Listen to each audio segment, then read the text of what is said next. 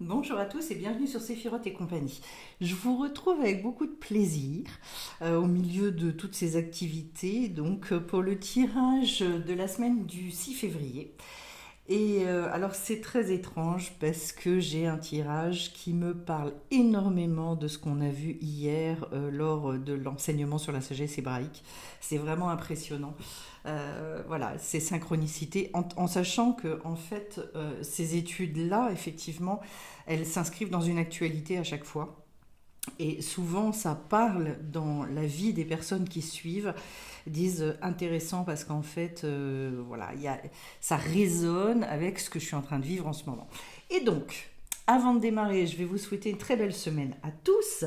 Et puis, vous préciser, donc première chose, il y a une rencontre informelle dimanche prochain à 10 heures, donc sur l'arbre de la connaissance ou l'arbre du doute. Si vous avez envie de vous inscrire, il est encore temps.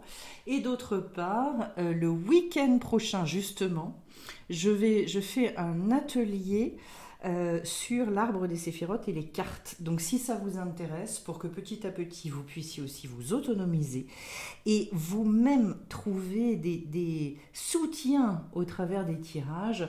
Voilà, dans le développement personnel, le tirage de cartes est quand même un bel outil. Alors, on va commencer tout de suite avec la lettre Samer, qui est donc la 15e lettre de l'alphabet hébraïque. Cette lettre-là, elle représente un petit peu un puits, et en fait, elle nous demande à un moment donné de combattre le doute. C'est-à-dire, c'est un moment où on ne comprend plus forcément grand-chose à ce qui se passe dans nos vies. Et on a besoin d'un soutien un petit peu hors norme. Donc c'est une forme d'illumination qui va nous permettre à un moment donné de reprendre les rênes et de se dire bon allez je continue. C'est-à-dire que vraiment, vous allez voir c'est intéressant aussi dans la détermination justement ce que j'ai. Cette lettre-là aussi peut vous faire penser à une forme de dévalorisation. Où est-ce que je ne m'accorde pas de valeur, des choses que vous ne parvenez pas à faire. Et Dieu sait que chez l'inclassable, vous l'avez vu notamment lors du dernier live, il y a vraiment on va dire des choses qui nous retiennent comme des élastiques dans le dos. Donc, une forme d'impuissance, une peur de l'échec. Eh bien, le Samer, c'est vraiment la lettre qui va intervenir justement dans ces moments difficiles. Et c'est un soutien un petit peu hors norme euh, qui dépasse l'entendement. Voilà. Alors, en dos de deck ici, j'ai la carte du maïs qui nous parle justement de la récolte, de l'abondance. Et c'est vrai que souvent, quand on est dans ce puits, quand on est au stade du Samer, eh bien, il se produit certaines choses qui vont permettre à un moment donné de décoller. Voilà. Mais ce sont souvent des moments de brouillard, des moments d'obscurité, des moments particulièrement difficiles. Et donc, alors que le maïs, c'est vraiment cette abondance qui arrive. En revanche, on vous dit méfiez-vous des raccourcis, des voies trop rapides, euh, parce que peut-être que vous êtes accroché à vos rêves, accroché à certains projets, et que ça n'a pas l'air de se lancer. Eh bien, à un moment donné, il est aussi temps de continuer à faire des efforts dans le sens, pas dans le sens de je me tue à la tâche, mais dans le sens de la persévérance. C'est-à-dire, je continue mon petit bonhomme de chemin, je ne m'arrête pas, même dans les moments un peu de creux, en sachant quand même qu'on est au mois de février. C'est-à-dire que on est un peu encore dans cet hiver, ce froid, cette grisaille, et que on arrive souvent à des moments. Moi, je me souviens de mes enfants sur ces périodes-là. Après les vacances de février, ça allait toujours mieux, mais entre Noël et février, c'était toujours un peu le gros bazar avec des fatigues, avec des ras-le-bol, etc. Et on vous dit ne lâchez pas. Et je pense qu'on est quand même tous extrêmement sensibles aux températures, à la luminosité, à tout un tas de choses. Donc, le moment aussi de se cocooner. D'ailleurs, je commence, et je vais remonter cet arbre des séphirotes, je commence au niveau de la malchoute par la carte de la quiétude. C'est une carte qui nous dit de prendre le temps, euh, de penser aussi à respirer. Ces histoires de respiration, tout le travail sur la respiration, c'est énorme. Euh, et reconnaître qu'en ce moment, c'est peut-être le temps de cette pause-là dont vous avez besoin. Ça ne veut pas dire qu'on s'arrête complètement, ça veut dire que dans nos journées, il y a peut-être besoin de mettre l'accent sur certaines choses, de s'arrêter un moment pour se libérer de certains fardeaux, pour re-respirer, retrouver cette paix à l'intérieur. La paix et la connexion à partir de laquelle, à nouveau, on va pouvoir repartir, remettre en c'est-à-dire en fait, et il y a beaucoup la notion d'équilibre, la notion de retrouver cet alignement qui va permettre de se stabiliser. Voilà, et de faire les choses à partir d'un endroit de stabilité. Pour moi, primordial, parce que sinon, voilà, émotionnellement, à tous les niveaux, on est plus susceptible de partir dans des affolements, dans des choses compliquées. Alors, au niveau du Yesod, j'en arrive à la sauvageonne.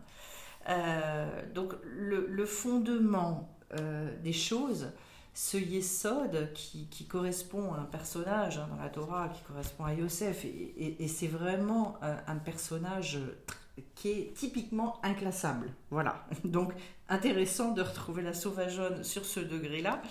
Ça veut dire que justement, et peut-être pour les inclassables, il y a peut-être un travail à faire très spécifique pour se rééquilibrer. Et que à la fois, on peut exprimer son authenticité, cette espèce de liberté profonde, mais on ne peut le faire qu'à partir de cet endroit de paix intérieure. Sinon, en fait, et c'est moi ce que je constate chez les inclassables, c'est-à-dire que quand ils sont dans des états un petit peu de fébrilité, d'instabilité, eh bien, ils n'arrivent plus à exprimer cette liberté. Ils se sentent enfermés en eux-mêmes, et donc cet enfermement, il transparaît, et c'est plus difficile pour eux, le quotidien, tout bêtement. La relation à l'autre, tout un tas de choses qui devient beaucoup moins aisé et facile. Sachez que quand on a les cartes sur un emplacement, c'est pas forcément parce que c'est acquis, justement, puisque le but et l'intérêt des tirages, c'est d'aller regarder où on en est dans telle énergie à tel endroit. Donc où j'en suis en ce moment en termes de quiétude, où j'en suis en termes d'équilibre dans mon côté justement un peu plus sauvage et libre. Est-ce que j'arrive à l'exprimer en sachant qu'en fait c'est le travail d'une vie. On est toujours en recherche de cet apprentissage de liberté. Ce qui n'est pas normal, c'est de vivre constamment dans le déséquilibre et en se disant oui, à force de travailler, un jour je serai bien. Là, ça veut dire qu'il y a un souci. C'est-à-dire, je fais bien le distinguo entre on est toujours en évolution et on est toujours mal et on a l'espoir qu'un jour ça ira mieux. C'est pas la même chose.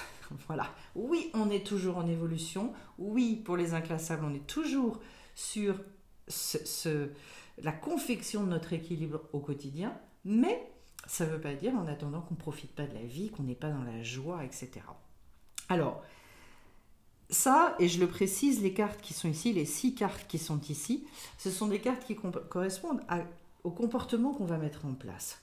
Donc, une fois que je remonte, donc dans ce sens-là, effectivement, dans la remontée, je passe à la croix andine au niveau du Hod, de la reconnaissance. La croix andine, c'est une carte fondatrice. Dans l'alchimie, on va dire qu'elle peut opérer, puisque justement, on est censé passer donc, par le chat de l'aiguille, par ce trou au milieu. Elle va vraiment représenter à la fois les 4 points cardinaux, le monde du haut, le monde du bas, les étapes pour atteindre en fait tous ces mondes spirituels. Et le trou qui est au milieu, c'est le voyage qui nous fait passer d'une dimension à une autre. Et donc, dans tel que moi je l'interprète, c'est vraiment d'être dans cette reconnaissance et de savoir que de toute façon, c'est au travers de ce changement-là, et probablement d'un changement de sphère qui doit arriver, que les choses vont s'ouvrir. Et vous savez, le changement de sphère, c'est aussi beaucoup lié à notre état d'esprit. Dans quel état d'esprit je suis? Observez ça. Regardez dans votre quotidien. Est-ce que justement cet équilibre il perdure? Est-ce que cet équilibre il est difficile à trouver? Et est-ce que vous vous sentez capable et assez costaud pour pouvoir faire ce pas-là vers quelque chose d'autre? En tout cas, la croix andine, c'est toujours un travail de préparation qui va nous amener vers comment justement un autre monde, un autre regard, etc. En face, au niveau donc cette fois-ci du Netzar, donc de la détermination, j'ai le faiseur de pluie, en sachant que la pluie va toujours symboliser le côté bénédiction. C'est celle qui fertilise, c'est celle qui amène à ce que les choses poussent et grandissent. Et donc, ne lâchez rien, si j'ose dire, ayez confiance dans le fait qu'à un moment donné, oui, mais il y a besoin de cette pluie, en revanche. Et la pluie, toute cette humidité qui, comment, assouplit, amollit, euh, intéressant peut-être pour certains de faire un travail avec l'eau. Aussi bien dans les douches que vous pouvez prendre que dans l'eau que vous buvez. Vous savez qu'il y a une émission absolument passionnante d'ailleurs sur Radio Courtoisie à ce niveau-là, avec un professeur, un scientifique, sur l'eau. Et c'est absolument phénoménal. Sachez que plus de 70% de notre corps est constitué d'eau. Et donc, la réinformation qu'on peut créer avec l'eau, elle est phénoménale. Alors, je ne sais pas pourquoi je pense à ça, mais je vous le dis. Il y a à un moment donné des choses nouvelles qui peuvent se créer dans votre vie à partir de certains éléments qui sont déjà là. La seule chose, c'est que souvent, il y a besoin d'une réinformation. Et si je voyais les choses complètement différemment, réinformer les informations qui sont dans le corps et des messages qui empoisonnent, qui enquiquinent, qui bloquent, voilà, eh bien ce faiseur de pluie, il est là pour ça. Et pour d'un seul coup, mais réouvrir et nous permettre d'accéder à cet autre monde dont il est question avec la croix andine d'ailleurs. Je continue et au centre de mon tirage, donc Tiferet, j'ai cette carte de l'achèvement. L'achèvement, alors on le voit bien, c'est tous les cycles avec le début et la fin qui va marquer donc justement cette naissance, l'état de graine, la fleur et le fruit qui arrive à un moment donné. Donc ne pas s'attacher aux anciennes formes, réussir à dépasser nos acquis et s'ouvrir aussi, et je dirais, et ce que je ressens dans ces moments où on arrive à se poser, je parle souvent de développer un autre regard, de ressentir les choses différemment, parce qu'en fait, beaucoup de choses partent de notre état d'esprit. C'est pour ça que quand on n'est pas dans l'équilibre et quand on n'est pas bien, c'est extrêmement difficile de changer de sphère et de faire évoluer les choses, parce qu'on bloque systématiquement toujours sur les mêmes problématiques. Regardez aussi les endroits de vos vies où vous ressassez, où vous revenez constamment sur certaines choses, parce que ces endroits-là sont des endroits qui créent des blocages et qui empêchent cet avancement. On monte vers la Gvura. Alors cette fois-ci, on a la carte du chasseur, la Gvura étant donc la rigueur, ce qui nécessite les limites et qui va permettre que la bonté puisse s'épancher dedans. Et bien là, j'ai le chasseur. Et à un moment donné, le chasseur, il est là pour partir à la découverte de ce qui va nous nourrir. Donc, peut-être, et la grande limite, c'est attention de quoi vous vous nourrissez. Soyez attentif à ça. Partez en chasse de choses qui vous font du bien. Peut-être aussi suivez beaucoup votre intuition, suivez l'esprit, ce qu'on appelle l'esprit, le roi, pour vous mener à bonne destination et aller trouver les solutions justement pour réussir à aller vers cette récolte-là. Le chasseur, c'est quelqu'un qui est concentré, c'est quelqu'un qui est déterminé, et qui, en même temps, le chasseur dans sa dimension vraiment, on va dire, très positive, telle que la chasse est parfois encore conçue pour certaines personnes, mais l'était dans le chamanisme, c'est vraiment à la fois tout ce respect de la terre et en même temps le fait d'aller cueillir ses fruits, d'aller à la chasse aussi de manière très concrète. Donc, ça me fait penser à une autre chose aussi. Peut-être y a-t-il besoin, dans l'activité que vous voulez lancer, dans la relation amoureuse dans laquelle vous êtes, dans tout un tas de choses, peut-être y a-t-il besoin d'être dans l'action, de mettre des choses en œuvre. Voilà. Vous poursuivez un but, vous avez un but, revenez-y pour vraiment ne pas manquer le coche. Et en face, j'ai cette très jolie carte du chaman mystique, donc au niveau du Chesed, c'est-à-dire cette fois-ci de la bonté. Mais le chaman, il va symboliser tout ce qui représente la connexion entre le ciel et la terre, entre ces deux mondes justement. Ce que j'aime bien aussi dans la tradition chamanique, c'est que c'est celui qui raconte des histoires, des mythes, des contes, etc., mais qui ne s'enferme pas dedans. C'est-à-dire, c'est toute cette dimension aussi, la sagesse des contes. Quand on ne les prend pas au niveau du premier degré et qu'on va rechercher toutes les symboliques qui sont derrière. Donc en fait, on observe tout ça. Et ça peut vouloir dire aussi pour certaines personnes, la plus grande bonté que vous puissiez vous faire, c'est justement de réécrire la vie telle que vous la voyez. Et comment je veux voir la vie, finalement. Vraiment, l'autre chose aussi, parce que c'est le propre du chaman, c'est le fait d'apprendre à se détacher. Ne pas être lié. Vous savez que le chaman, il va très très loin dans tout ce qu'il peut mettre en place comme rituel pour gagner en liberté. Pour affronter ses peurs, pour tout un tas de choses. On ne devient pas chaman comme ça. Voilà. Et donc, je dirais intéressant, ça fait penser un peu à la papesse. Quelle est l'histoire que moi j'ai envie d'écrire dans ma vie? Voilà.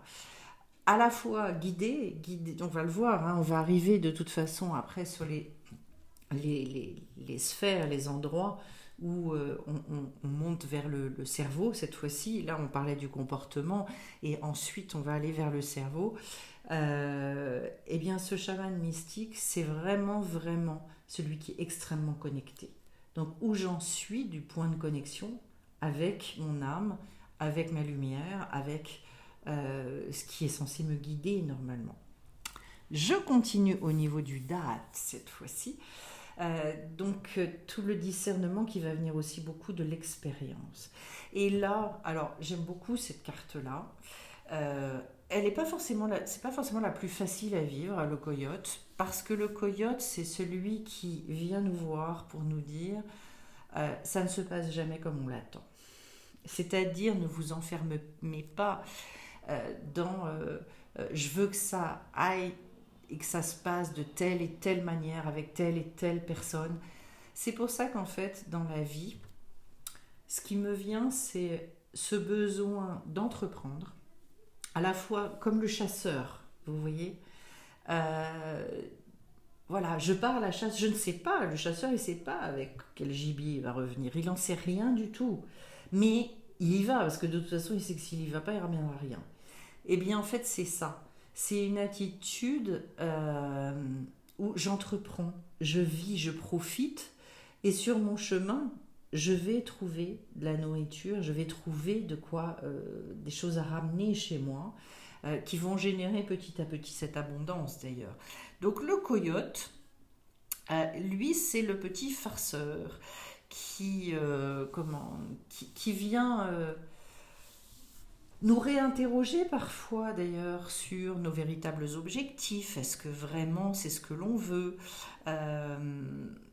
Est-ce que aussi on va rechercher les choses suffisamment dans notre vérité? Il remet ça un petit peu en compte, c'est-à-dire jusqu'où est-ce que je suis fidèle à moi-même, à mes intentions de départ. Voilà. Et donc, c'est dans les expériences, il se peut que vous ayez des expériences où vous soyez extrêmement étonné. Mais ça peut être étonné dans les deux sens. C'est-à-dire, vous pouvez être étonné parce qu'à un moment donné, ça soulève des questions, ou bien vous pouvez être étonné parce que vous avez des réponses aussi. Voilà. Ne vous enfermez pas. De toute façon, et sachez, pour ceux qui me connaissent, vous le savez, j'ai jamais d'interprétation tranchée dans que le négatif ou que le positif. Chaque chose est toujours sont toujours les deux facettes d'une même pièce. Donc voilà, une fois qu'on a compris ça. Donc déjà, vous voyez que là, on est au niveau de l'expérimentation. Et puis, je continue à monter, et là, je suis dans la bina. Donc, on est vraiment dans le cerveau, et là, le cerveau gauche, au niveau de l'intelligence, l'organisation, une pensée relativement froide, analytique, et là, j'ai la carte du flux. Autrement dit, c'est d'amener toute l'énergie, la lumière qui arrive d'ailleurs de la Rochma en face, elle doit vraiment glisser, et donc on doit beaucoup travailler avec notre cerveau gauche. Ce cerveau gauche qui n'est pas forcément, en tout cas pour les inclassables, qui n'est pas leur patrie, on va dire ça comme ça, ce qui n'est pas leur univers. Donc pour certains c'est pénible, pour certains c'est plus difficile d'aller là. Alors que si vous voulez faire descendre en fait toute l'énergie qui vient du haut, eh bien il n'y a pas le choix. Donc de libérer et de faire travailler aussi toute cette partie-là. On vous dit aussi de pas nager à contre-courant, c'est-à-dire ne vous battez pas avec le côté, on va dire, plus carré, structuré, organisationnel, même si vous aimez moins cette chose-là.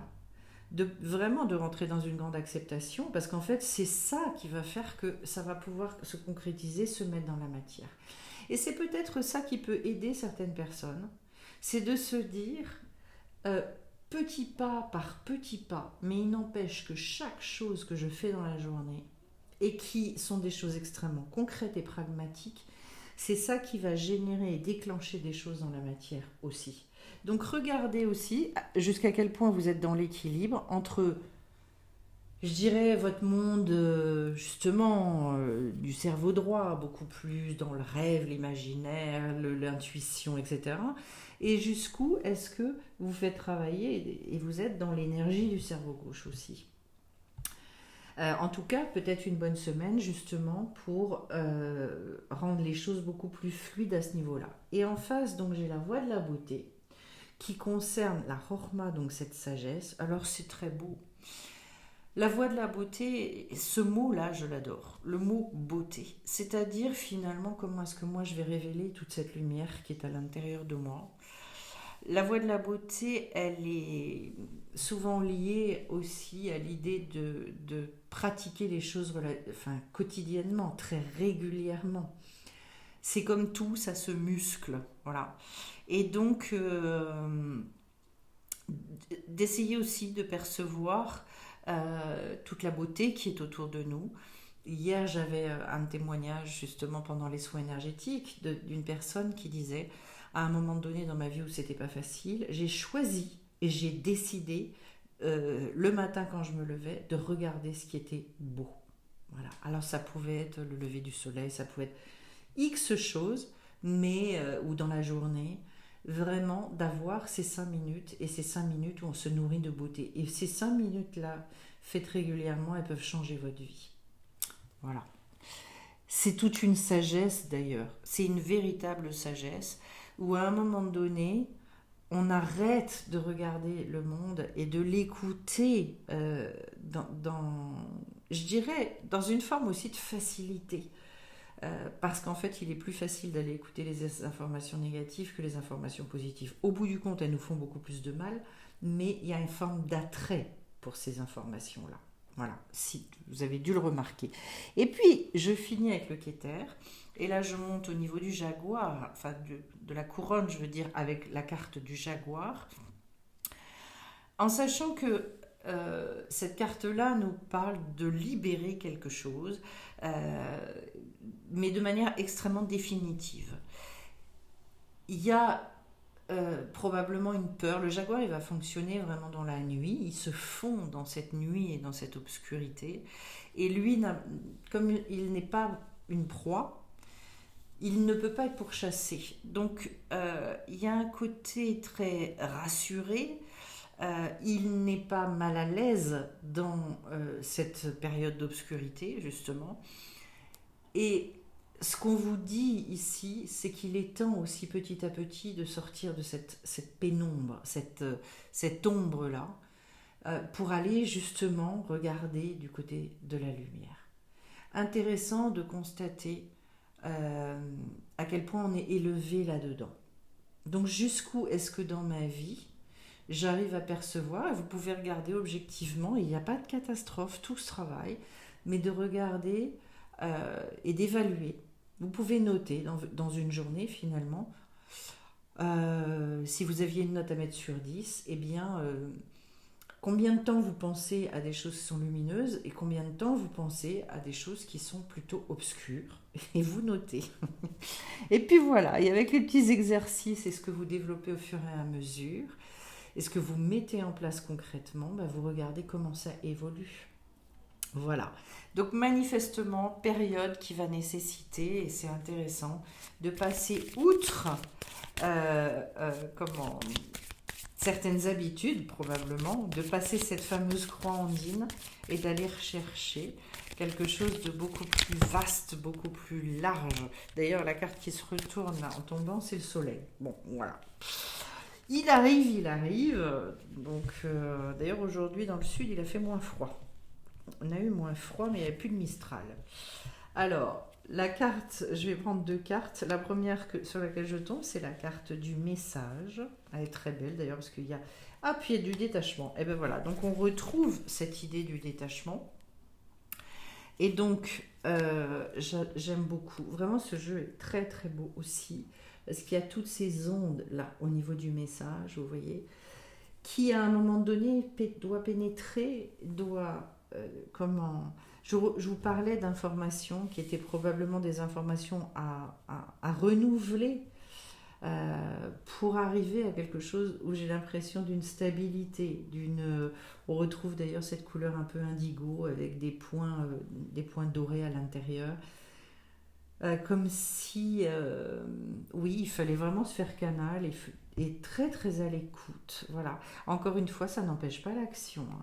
Et puis derrière, la carte du détachement. Le fait d'être capable de mettre à distance les choses, de prendre du recul sur les choses, sur soi-même aussi.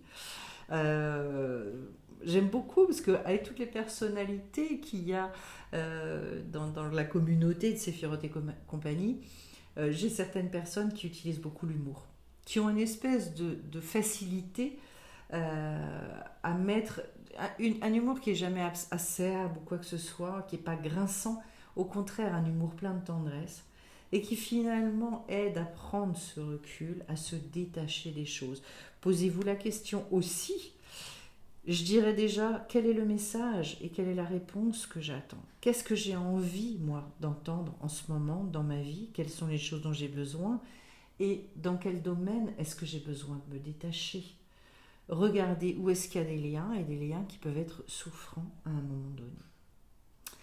Voilà un beau tirage, une belle semaine qui s'annonce, en sachant, faites toujours les choses dans une espèce de douceur, de rondeur. Et moi, je donne des pistes, voilà. Mais si on fait une chose dans la semaine, c'est super. Et si on en fait tout le temps, toutes les semaines, eh ben vous verrez que dans 6 mois déjà, votre vie petit à petit, elle bouge, elle évolue. On ne se rend pas compte. Et ce sont tous les petits pas du quotidien qui finissent par nous faire vraiment réaliser des pas de géant. Toujours dans beaucoup de tendresse et de douceur avec soi-même, dans la quiétude. Voilà, eh bien, écoutez, je vais vous souhaiter à tous déjà un très beau week-end pour ceux qui vont écouter la vidéo rapidement, et puis à tout le monde une très jolie semaine. N'hésitez pas, il y a plein de choses à aller voir sur le site de sephiroth-et-compagnie.com, des stages qui sont relancés, des formations, etc. Donc je vous attends et je vous retrouve aussi, je vous espère nombreux sur les lives et les rencontres informelles. Bye bye à tous.